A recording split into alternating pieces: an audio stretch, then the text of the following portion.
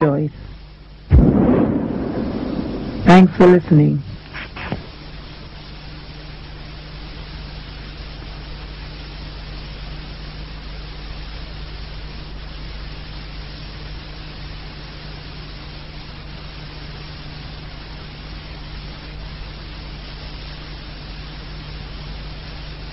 These are the questions you and I have to ask. How did we get this money? OPEC production limits, helping to drive down the price of oil from $20.50 a barrel in the opening days of 1990 to a mere $13.60 a barrel by summer. You have to understand the difference. We didn't come over on the Nita, the Pinta, and the whatchamacallit. We didn't land on Plymouth Rock.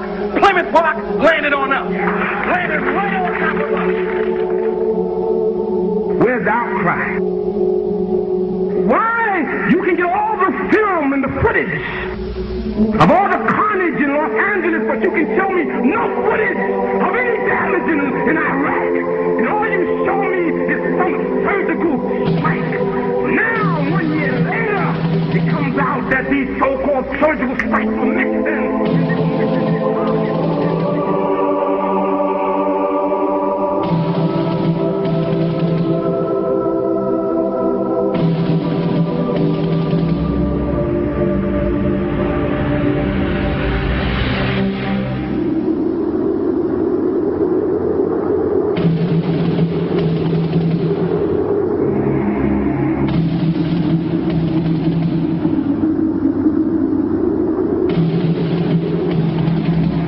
August 2nd, 1990.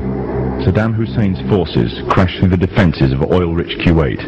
In fear of an Iraqi invasion into Saudi Arabia, the United States and her coalition allies poured into the Arabian Peninsula to form a deterrent that would be known as Desert Shield.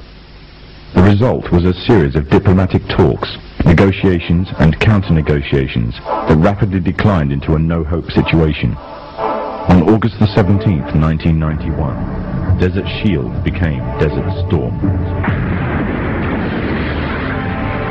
Center of this city. Just one comment. Clearly I've never been there, but it feels like we're in the center of hell. There continue to be these flashes of light often. Whoa! Holy cow! The conflict was witnessed by millions through the eye of CNN and the BBC, showing propaganda of the systematic eradication of Saddam's forces by a coalition far superior in technological, political and economic power. However, what was little known was that from the outset the war was engineered, controlled and manipulated by an elite group. A group which had created the illusion of a man with power, at the head of a million-strong army, on the verge of going nuclear. A man who had gained control over 1/5 of the world's oil overnight. However, in reality, he was merely a pawn, in amongst many pawns. Just a puppet in a grand master plan, with the Gulf War as a well-orchestrated stepping stone. The orchestrators of the war were by no means strangers to controlling major world events. In fact, they have done so for centuries. From the shadows, they have engineered every major war, revolution and recession. They control everything you read, everything you hear, and everything you see. They have managed to indoctrinate an entire populace to their way of thinking, and have infiltrated key positions in places of authority. And it is from the shadows that they have created a new political order, a new economic order, and more sinister, a new religious order. Their ultimate aim is total global domination, and they will stop at nothing to reach their goal. The goal that was outlined in a speech given by former President of the United States, George Bush. What is at stake is more than one small country. It is a big idea, a new world order.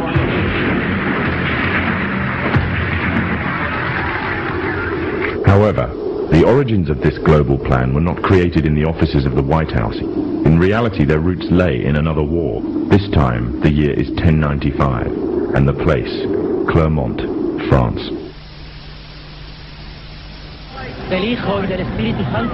11th century Europe was ruled by the Church, which held a firm grip on the hearts and minds of the people. This power enabled Pope Urban II to wage war on the Muslim Caliphate, and crusade in what he called a War of the Cross to recapture the land of Jerusalem. It had been under Muslim rule since the year 637, but in 1099 this rule was brought to a bloody and sudden end. In the name of the cross, women were raped and murdered. Children were put to the sword, and it is said that blood ran in the streets knee-high to the horses. Out of this land of bloodshed and terror, a group of men arose. Men that would stop at nothing to get what they wanted, no matter what the cost. 20 years after Jerusalem was taken, the Dome of the Rock was seized by a group of warrior monks calling themselves the Knights of the Temple of Solomon, or more simply, the Knights Templars. In Jerusalem, the Templars began to deviate further and further away from the practices of Christianity. They learnt the secret arts of the Kabbalah, an ancient form of Jewish magic, along with its dark rites and rituals. The Jews had learnt the arts from the pagans of ancient Egypt during the times of enslavement to the Pharaoh, and developed them into Babylon at the time of Nebuchadnezzar. In 1307, King Philippe of France arrested them for charges of denial of Christ, homosexuality, and idol worship, as well as magic. In 1314, Pope Clement V declared all Templars as heretics to Christianity, ordering all their properties to be seized. Their leader, Jacques de Molay, was captured and burnt to the stake. The Templars were cornered, and just when it seemed they were finished forever, a glimmer of hope arose from a seemingly certain end. They were to find a safe haven as well as an ally. But not in France. In fact, in a country in a desperate struggle for independence against the English. The country of Scotland.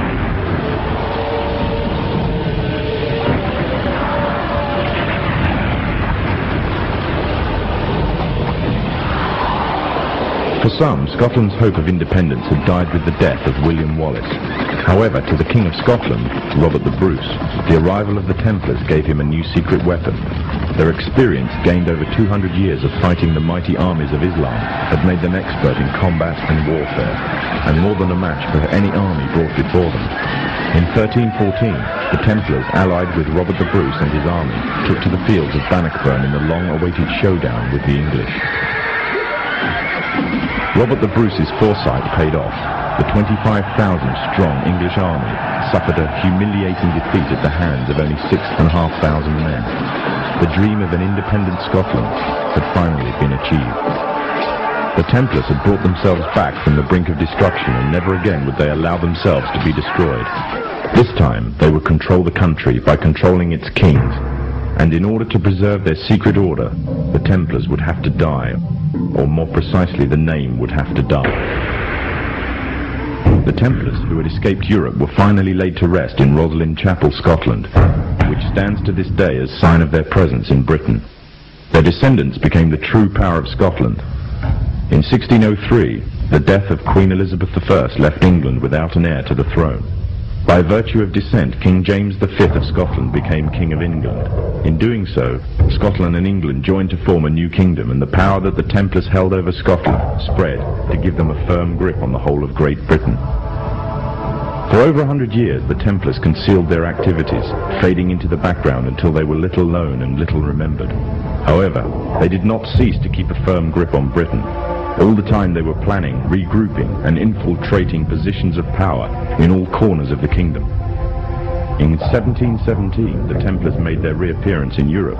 They had grown in both number and strength, and were now ready to coin a new identity, free from their reputation of the past, and given credibility by none other than the monarchy and aristocracy of England. And the name they chose for themselves was a name that will be known by many, but understood by a few. This new name, the Freemasons.